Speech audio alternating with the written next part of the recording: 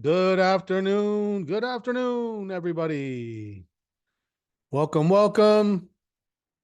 You should be able to see my screen, hear my voice. We are going to give it a minute or two to let those who are joining us get connected to audio and visual.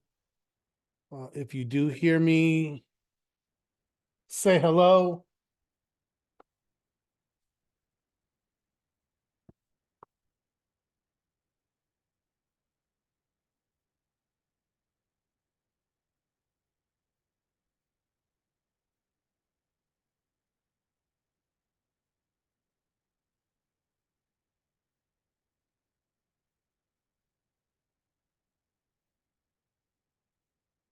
Okay, hello, Paul. Good to see you.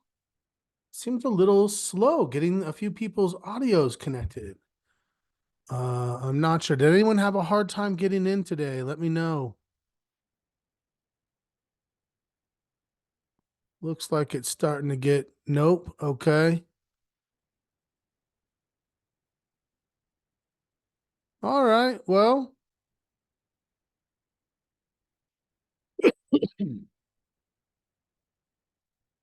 and I think we have someone new. Is it Eugene or Gene? Tell me what you go by. Hello. Welcome. Welcome to the group. Glad to have you. All right. Let's get started. Welcome to the Market Watch Group weekly market wrap. Friday afternoon. We are coming to the end of this week. Market ended up doing okay for us, all things considered. So we're going to talk about what trades would we possibly carry through the weekend. We will look at what changes or assessments do we think need to be made to our market posture. We've dropped a little the last couple of weeks, a little bit indicative of some decreased strength. I'm not going to call it weakness. We haven't seen weakness. We've seen decreased strength. We've resulted in being less bullish, but still bullish. We came into this week still bullish and still looking to put trades on, and things are moving. A few people have talked about some successes they've had with closing trades. Steve had a phenomenal December into January. Bob said closing several good trades, including AIG. Fantastic. Love it. Love it. My name is Scott. I will be your host as always. Here is our normal keep the lawyers happy disclaimers. Remember that everything we do is for educational and illustrative purposes only. We are not investment advisors, yada, yada, yada. You know the drill. What's our agenda today? What happened? What's our analysis? Greg said did well with PayPal. Love it. PayPal. I believe they put that in the communication services sector, which, yeah, it's done well. Absolutely. What is today's market done for us? Opened strong, went stronger. We said we're going to be looking to assess the sellers. They didn't show very much. Now the buyers are coming in pretty strong. Okay. We'll look at our market posture. What do we decide to do now? There's, interestingly enough, I feel like there were a couple of areas where I was going to lower my score. As we finish today with some strength, yeah, that's gonna be interesting. If anything, it slows down quite a bit from what we've seen. I think that you're seeing the bullishness of this market, the underlying strength that this market possesses showing through. What is your mindset? If you're carrying trades through the weekend, and I absolutely expect that you would be, I would expect that you even got new trades as of yesterday, possibly even some today that you're saying, we're breaking to new highs. This thing has no resistance. There's some strength here. What are we looking for next week? What's the news? We know that there's a lot of projection and prognostication into what the Fed is going to do in the next meeting. It's interesting. We'll take a look at it. But we got basically to 50-50 almost today for probability. It for a while there was still forecasting a better than not that we get, not in January. January's foregone conclusion. It's not changing in January. March. So we'll take a look at that, and we'll just keep ourselves surprised on what the Fed is thinking, what it's looking like. But I'll tell you this, for having priced out, right? We always talk about, oh, they've already priced in a Fed cut. But right now they're pricing it out. They're saying, oh, whoa, we got a little ahead of ourselves. Market didn't really pull back much. That didn't really, a lot of times when we price out things, the market is consolidating, possibly even correcting. We didn't see much. Sellers didn't do much. We'll look at our watch lists and see what's still showing the possibility for setups, late entries, if it's continuation trades. We talked a little bit about 3 of our sectors that are strong right now, and those are technology, communication services, and financials. There's been a little bit more concern in the industrial sector. Of course, the bad news from Boeing, but not just that. I mean, across the board, we saw a number of what had been strong stocks fail to reach new highs on bullish swings. Then all of a sudden they made lower lows, and we're like, hey, these things are consolidating.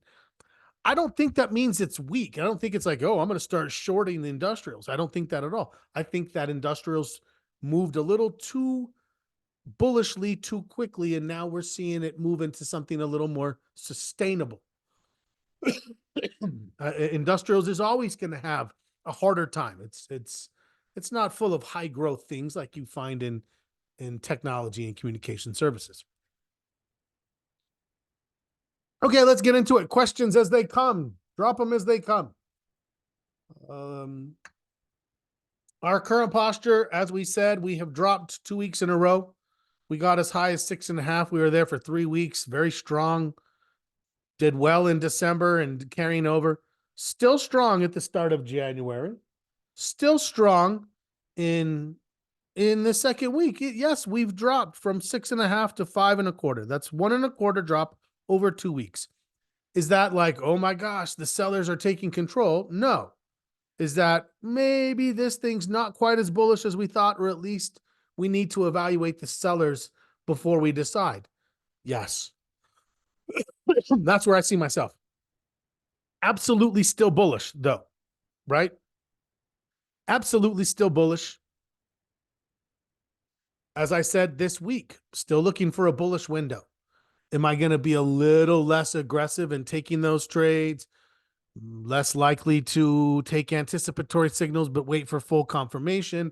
Am I going to possibly enact a slightly more aggressive trade management strategy where I tighten stops sooner, take a little more off the table at targets?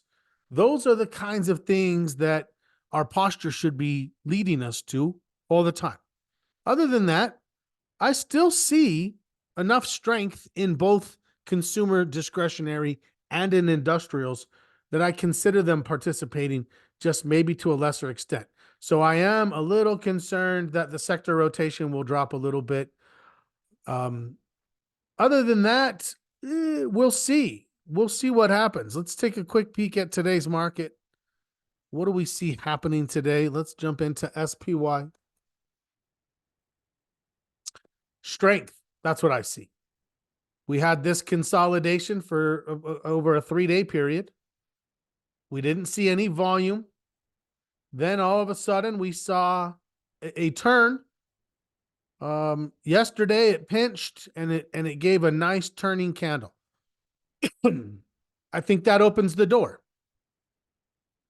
Whether you have other signals that are more confirmed or what you're looking for, the door is open. If you held trades through this last little period, those trades should be back in business. If you started new trades, I would expect This is a little too anticipatory, but this one has, yesterday we got a good amount of price confirmation. So if you entered trades yesterday, it makes sense. If you're still thinking about it now, we have to change our thought process, right? Let's talk about why for just a second. If we entered yesterday somewhere, let's say in this range, right? That's a nice entry. Where would I put my stop? I could maybe put my stop all the way down. But even here, I would be more likely to put it below the body and the current day's low, something more like this. So that's where I would consider a range. That's my entry range there. That's my potential exit range there. So this would be the risk level of the trade. What would we be looking for? Well, more than this, right? More than that. We're looking for something more like one of these. Those are a little bit more sustainable, a little bit more action, which would put us looking for a trade up into this area. Let's say there. What's the problem with now at the end of today? Well, if you look at the end of today, a big piece of this move has already happened. We're halfway there now. There's not as much of this left now. Can I still take this trade? Yes, but I can't take it with risk way down here, right? At this point now, we would say this is more of a continuation trade. I'm going to move this to a Heikin Ashi chart. At this point now, if I was already in the trade, this gives me the ability to move my stop from here up to here. But if I'm just thinking about getting in, this gives me a reference point for a stop, right? There's a little bit of an easier place. But even then, I want you to recognize this is really barely better than 1-to-1 from this perspective. The only good news is that you'll tighten your risk on a daily basis. Yeah, if you ever wonder why I say, we want to be pretty much entering, if it's a swing trade, we want to be getting it on that first transition. So this is what we're likely going to be facing as we go through our watch list today. Now, what does this all mean to us from a posture standpoint? Let me go back. Tell me if you agree, disagree. Tell me if you made some trades or thought about making some trades. Maybe you had some things accelerate again or start to recover if they were not in a good place. What have we done? We've broken to a new high. So I'm actually, when I'm looking at this, thinking, what's this new trend going to be? Well, now that we broke to a new high, I don't know. And I'm actually likely to reward the buyers with 1/4 point for that accomplishment. We've been sitting at a 175 for quite a while, but all of a sudden, what's the next major technical event? We had a higher low and a higher high. So from that perspective, we got an improvement. Long-term trend's not going to change. This is going to get a little better. So all of a sudden, I'm like, hey, wait a second. Things are improving, not regressing. Let's take a look at our volume and what do we have going on there. Volume is interesting because we did technically end up yesterday with increased volume. That's a positive day. And we're going to have increased volume today. So where this thing had dropped negative, and I'll tell you right now, I don't love big swings. And I think some of you were a little bit less aggressive and scored this only a minus. I probably should have, because I think I'm going to have to swing it all the way back to 1/4. So that's going to be an interesting one. Now, how do I pay attention to that? Well, I'm going to have to realize that some of this drop came from the fact that I maybe overassessed the volume to the downside. I want to be fluid with my own analysis. I want to be willing to say, is this representative? So when we come in here and we look at volume over the last month, And now when we say, what do we have? What's fresh? We definitely have 2 volume days here. We definitely have 3 volume days here. And at this point, prior to this week, our concern was that this is the only buying day. Now, we did assess this for the sellers, this for the sellers, and this for the sellers. I believe that we ultimately gave this one a tie because it wasn't a big enough drop and it had a long enough shadow that we said that was more of an indecision day. So at this point, we were going to be +1, -3. +1, -3, which would have confirmed what we're seeing right now. But all of a sudden, we're like, wait, now I get a check mark over here and a check mark over here for these 2 buying days. And now it's 3-3, with these being the freshest. And I'm probably going to score this at a 0.25.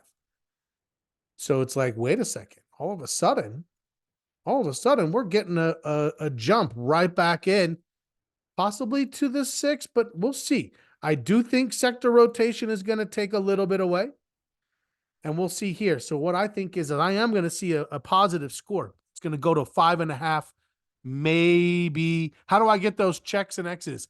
Those are drawing tools from GoToMeeting. So those are just available to me when I'm in a presentation mode.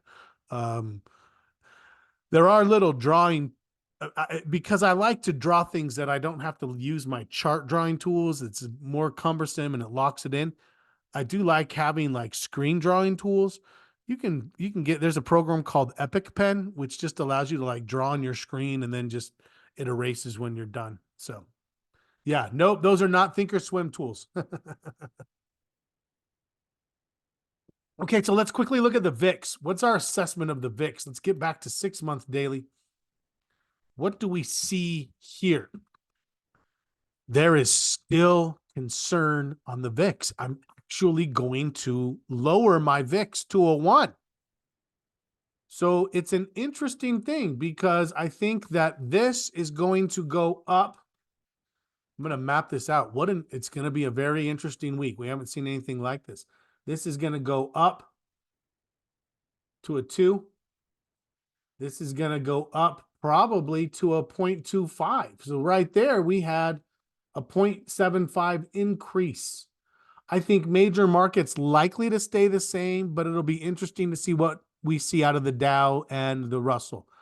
I think that sector rotation, there's a chance that we think industrials has dropped out enough that this drops to a 0.75. Remember, a 1 is as good as it gets. Once it's no longer as good as it gets, we've got to drop it a little bit. So that's going to drop to a 0.75. So now we're still net positive 0.5. And I think that this is going to drop to a 1. So overall, my score is going to increase to a 5.5, which says what? Which says I still have some concerns. But overall,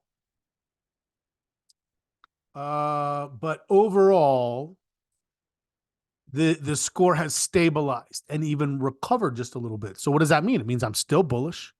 I'm still looking for bullishness coming out of what we see now. Remember that from a cyclical standpoint, January, February, March, April, that's a very strong period of time for the market. Then we tend to see the summer sell in May go away. It's a little more sideways. Okay. We'll cross that bridge when we get to it. Right now, this is what I'm looking for. So overall, willing to carry bullish trades, willing to enter new bullish trades. However, one last thing, as we watch that VIX score drop a little bit, we've got to be prepared for what else is coming from that. And that is, we have persistent escalation. The highs have increased. We've dropped and stayed the same down here, but all of a sudden, there's a huge danger zone right here. That even if we're up a little bit on Monday and it does something like this, and then on Tuesday it goes sideways, and then on Wednesday it starts to drop, that is a automatic red flag signal where I will put a hedge on. Automatic. 5 weeks out, 5% out of the money, SPY puts for a hedge. If you don't trade options, you need to think of what else you might hedge with. Do you buy a leveraged inverse ETF on the SPY where it's 3 times leveraged? So you're buying the stock, but that stock goes up $3 for every $1 the S&P drops, essentially, right? Something along those lines. 3-to-1 ratio. So, but something, you got to hedge it. We should have some idea of that. I'm concerned that we're in a dangerous situation where the market has shown an increase in volatility. Nothing that's like, I mean, look, we're still below 15. Like, I don't want us to panic here, but most definitely if this drops and gives that signal right there, I'm going to tighten up my management tactics on most things, which means if I'm thinking of taking profits, I probably will take profits. If I haven't tightened stops, I will take profit or tighten stops. Anything that's bullishly open, if this occurs, I'm going to get much more aggressive with, and then I'm going to buy those puts and then see what happens. So yeah, I think the market is showing some resilience. It's showing some stability, but we know. Let me show you this. Nope. Let me show you this. This is a site that I have access to sometimes. I'm going to try to turn this into a picture, but this is a great representation of a cyclical chart. And I want you to get a sense that yes, right, this thing has a tendency to sometimes revert a little bit. We've actually broken above this already, but we know that there tends to be some consolidation potentially in the second half of January. But for the most part, this time of year, very, very strong, very, very strong. We're going to be looking for that. Where did the money go today? Semiconductors were huge. Hopefully you were able to, if you were thinking about it, hopefully you got a piece of it before it started moving. Communication services did well. Apple has broken out. A lot of things looking strong through here. Where is it? Financial, that's a big spot for us. Technology is a big spot for us. Communication services. And then we said consumer cyclical. Industrials was our biggest concern. Industrials was our biggest concern. But I'll tell you what, we're seeing a lot of green today. Seeing a lot of money flowing back into the right areas. Great. Bullish. Let's look at so no. Remember, press the drop is good. We've dropped on the VIX. But I want you to notice that we've only dropped to here. The last time when we had a bullish move, we dropped all the way back to 12.5. Remember that what causes the VIX is when we start to see an imbalance in puts. What causes an imbalance in puts? It's institutions increasing the overall demand for those puts. And it puts price pressure, increased price pressures onto those options. Now, when it comes all the way back down here, no harm, no foul. But you'll notice what's happened is we went here, and then we went here, and then we went here. The highs are escalating. When highs escalate, our concern is they may escalate up into the high teens and low 20s. Yes? And that happens hard and fast. So this is like, hey, now if next week we get 3 bullish days and this thing drops, okay. No, again, no harm, no foul. Whatever increased hedging activity the institutions did, they relinquished it as well. Our concern is when they don't relinquish it, when it comes down and then stalls and it doesn't get back. It's a very, very subtle. You don't hear people talking about it because they don't look into it to this depth.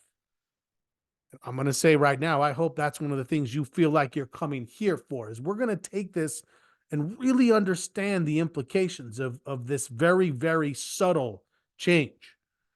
but I can go back and I can show you prior to some really nasty moves how we actually got quite a bit of information that something was happening. Am I saying that's what I see here? Nah. I'm saying I'm open to the fact that it might be. And if this might be happens, what do? I manage my bullishness more aggressively. I put some bearish trades on as a hedge and I wait and see what happens. If it never develops, great. And that's what we're going to be watching for next week. So overall, I am scoring it down a negative because it did get to a higher high. And remember, this is an inverse correlation. So this getting to a higher high means there is more fear on this cycle than there was on these cycles over here. A lot of increased fear? No. Right now, it's just a subtle amount. We're just making sure that subtle amount doesn't get to a less subtle amount where we're like, oh, shit, this thing's accelerating on us. Okay. That's what I'm thinking we're going to see. Let's get to the watch lists. Strong watch list still. Some due to shutdown fear. Absolutely. There was some shutdown fear that has been averted and we're seeing it recover, but it's still holding. I'm just concerned that the VIX is showing just a little bit of contained fear. Agilent, this looks like a buyable trade. It's bouncing off the 50, right? I could get in, I could put my stop. I think that there's opportunity. Apple is not. I said I'm going to be a spectator on Apple until what? Till it breaks its consolidation. It did. New high. Did it with volume. Great. Now what? Now the next time Apple consolidates and the sellers don't do as much as they were doing during this time, and we're convinced that the sellers are done, we're looking for the buyers again. What's one of our problems or concerns? Earnings. That's going to have an impact. You may or may not get an opportunity. We may have to continue to spectate and hope that this becomes a representation of strength in technology. Because if this market's going to be strong, obviously we need technology to be strong. Okay. But good to see, right? We like to see Apple and Microsoft. That's going to always make it easier for the NASDAQ, the Russell, the NASDAQ and the S&P to remain bullish. AIG, yesterday and engulfing, great signal today, continuing. I think yesterday was the day. If you're not looking at it for yesterday as it bounces off the 50 and it gives you this engulfing and this stochastics turning, I'm not sure what you're waiting for, what your signal is. That's it. That's the signal. AMD, oh, you son of a gun. I mean, it did break the flag. It turned that into a flag. I got out in this area of this trade, and I'll be honest, I did not prepare for the flag on AMD or NVIDIA. So I don't have a piece of that on. Got a great piece here, but it doesn't look so great now. Now it's like, Bob has some of that in place. Love it. Amgen looking tradable. Absolutely looking tradable. Yesterday would have been a bit anticipatory, but today you've got nice confirmation. You've probably got your first, you don't even have the Heiken Ashi yet. You could still definitely look at this thing with a stop loss just underneath here. It makes some moves. You got big ones, medium, right? Big one over here. Even this one, if you're willing to give it a little bit of patience, yeah, I think that 325, something up here should be in the realm. It's a healthcare stock. They tend to be a little slower at times. Yeah. But it looks strong. The healthcare stocks are starting to fire off. Amazon fired a signal yesterday. Today, it's getting confirmation with the stochastics. You have time before earnings. I would definitely be thinking about the Heiken Ashi to help get and move stops. Yeah, this thing could definitely move before earnings. I like the way this looks. Communications, this is a consumer discretionary leader. Looks good. Looks good. Tell me your concerns if you have any. AXP, beautiful. Beautiful bounce signal. Yesterday, still thinking about it. Gave us a little bit of a hammer pattern boom. Today, what do you have though? You don't have much time. It's the 26th before earnings. Or excuse me, before market. which means you have until here. You have 4 days to try to ride this momentum. That means if it gets up here to this 190, I would probably think about shutting some down preemptively, and then maybe you get the next piece. Amgen options are expensive.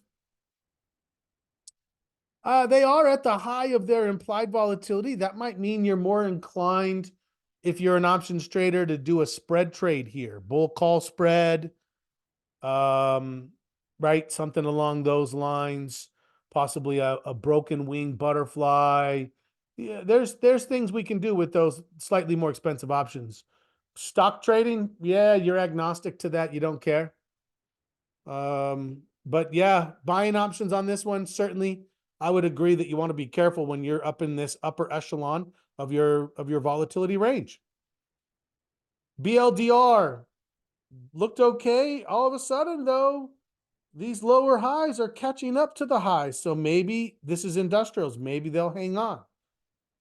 There was some current concern with some financials after earnings, but they're starting to show some resilience. Blackstone, I didn't like the cross below the 50. Not a lot of time. If I was going to do in financials, I would say credit with AXP or something like this. Citigroup, you can see this is, you've got a turn. Your candle's really close. This would be anticipatory. Tomorrow, if it, or not tomorrow, Monday, if it confirms by turning, that's your confirmation. Would I be like, oh, someone's taking this trade today in anticipation? You're going to get a better reward to risk ratio. That willingness to be more aggressive would give you a better reward to risk ratio. I mean, you've got a pretty good move just to here. A new high puts you maybe 56, 56 and a half. And financials are showing strength. Caterpillar, see, it's lower low. I think this is in a consolidation. I'm not interested yet. Even though it does look like it's bouncing off the 50, I would rather look at other things. Here's Capital One, similar to AXP. I like AXP a little better. Oil, nothing there. Costco, man, just still going. There's no way I would look at that 1 day pause as anything. This is just a very strong move. If you got in back here and you're still riding some, good on you. CrowdStrike, breaking a flag. Yesterday was less, you might still think the flag looks like this. That's breaking the flag. This was a great trade, made a pull. Now you're breaking the flag. You probably even have something to work with here. I think you could end up with a fairly tight stop. 279 and a half. You're about 10 and a half away. When this thing moves, it can move 50 points. 45 points. So that puts us up at 320, 30 more to go. I think you have something here if you like the software, especially in the cybersecurity. 149. Okay, I'm going to get through the watch list, but we won't have a lot of time to talk about the trading plan. I hope everyone's just been putting some time into your trading rules. CSX, I don't see anything. You've got earnings. It's industrials, nothing there. Delta trying to recover from a bad earnings announcement, nothing there. Home builders, maybe, but they're going to report earnings soon. So I would say, yeah, be careful with that. Here's the Dow. Dow still showing some strength. Elanco, Animal Health. At one point today, I thought it looked reasonable, but now it's down here. Still waiting, still viable. I don't see a big sell-off, not a lot of volume. It's not a surge in volume, even though it does have this engulfing pattern. Fastenal. Oh, look at that earnings announcement. Smashing higher, beautiful. GE, if you like it, you can maybe catch a couple of days. It does look like it's turning. I'm a GE jinx. I don't trade it. Gold trying to hold its trend. Google yesterday breaking the flag. Today continuing. Same with Meta. Goldman looks like it's getting a signal. So Goldman, AXP, Citi, maybe a day away or a little bit anticipatory. Home Depot, possibly breaking its flag. Consumer discretionary like Amazon, looking pretty strong. Steven held on to his. I don't see Steven here. I'm surprised. Hopefully everything's good. He got his target. He was holding for 170, got it, took it. Beautiful trade. Beautiful. ICE. I don't see anything. Intel, it held this support. It's still right at this resistance. I don't know. I would rather wait for it to get back up and then catch the next higher low. Bob said closed IBM today. Nice gain. Love it. Loving it. IWM. Yeah, I'm concerned. I'm concerned. The small caps have given back quite a bit. The market does not like the news that interest rates are slowing down. Oh, we have to go look at the interest rates too. I've got to do one more thing. Is to go look at our Fed watch. Yeah, that's a little concerning. I think we may see that show some weakness on the market posture. JP Morgan, that's a tradable financial. Meta was tradable yesterday, breaking out of this flag. Microsoft just cruising still, waiting for the next pullback if I can catch it. Netflix setting up, but very close to earnings. So I think we should spectate more than try to jump in. NVIDIA, my goodness, NVIDIA, you're just a raging beast. Look, I can admit when I'm wrong. Back here, I said, this looks like a signal. My problem was it was very sideways at the time. It was a higher low. It was at the 50, but I liked Intel and AMD better, and it has just, yeah, rubbing it in my face because I always loved NVIDIA. We always had a good thing, a good relationship. Oh, goodness. Waiting for the next consolidation. Picard gave a nice potential trade yesterday, continuing today, but it's only going to give another day or so before earnings. That's industrials. Industrials, I think, is actually showing some resilience that I hadn't seen before. So, yeah, I'm open to that. PNC, nice, a nice signal, turning, bouncing. There's viable financial trades if you're interested in you are looking for some in that sector. QQQ technology rearing its head back into a leading position. RCL, hey, the cruises, the consumer discretionary, still showing signs of life. This is another fine healthcare. As long as it holds here, if it turns Monday or Tuesday, I like it. I'm going to take a stab at it. Oh, look at this SMCI. Just never really gave any indication. It just gapped up today and shot. Apparently, they raised some guidance. Don't you hate it? We've been watching it. Actually, there was a pretty strong signal there. Strong signal here. We've been looking at it. It's an expensive one for sure. Boy, that just shot off to the moon today. Here's Snap. Snap is holding, turning above the 50, viable if you want to give it a shot. It does look a little more sideways. Be careful if it can't get through this 17.5 resistance level. SPY, look at us today, up 1.2. Getting the volume. We still have 6 minutes, and the volume is now already above average. We only needed it to be about 5% above average for us to give it the nod. It's above 5. So it does look like our volume score will improve. Interesting. All-time high. I believe you're right. UNP, if you wanted to trade a railroad in the industrials yesterday, today, there's some signals here. You might even have a Heiken Ashi if you want to put a tight stop. Just see if this thing can run. The VIX, it's down, but it's not down enough yet. The overall retention of fear from an institutional level is still there. We still have to respect that and have some plans ready. I'll tell you, for me, that's one of the areas where you got to be careful of the chimp busting out and getting to the computer. Is if all of a sudden we're like, oh, everything looks pretty good, and then there's a spike in fear. If we're reacting to that, panic sets in. You want to keep the professor at the computer, just have it as a forethought. It could happen. We're ready. We have a mechanism to put into place, both from a hedge standpoint and to alter any managing trades. Great. That's all you need. Just have something ready in case things start to get a little worse.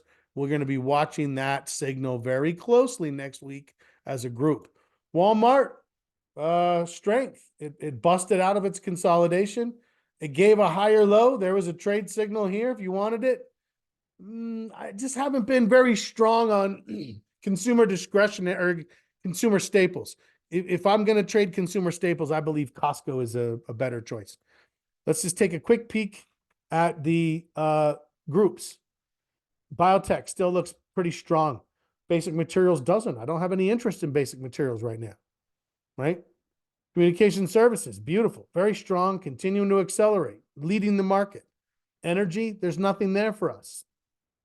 No, why would we bother watching it or doing something with it? Then we look at financials. Financials stayed strong, as we said, and is starting to accelerate.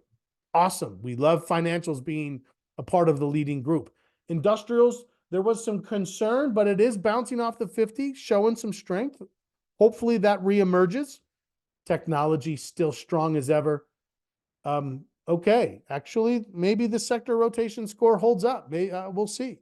I like the fact that our strong sectors are reemerging their strength. They're reemerging as leaders. Staples, nothing there. There's nothing defensive developing. We're not like, oh, look at this shift in money flow. Nah, the money flow is strong. The institutions are moving money in a bullish fashion. Utilities, for a minute we were like, oh, it looks like there might be a little extra money flowing into utilities. If there was, there isn't now. And it's coming back out. Love it. I think that adds strength to our posture. Real quickly, let's do a quick check-in with the Fed, check in with our trading plan. We didn't get to March. So look at March. Oh, we actually have shifted to now.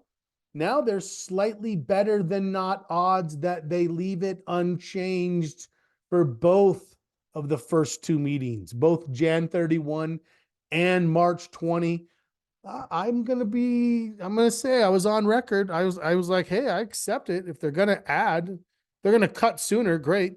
But I thought they're probably not going to do a cut in Q1.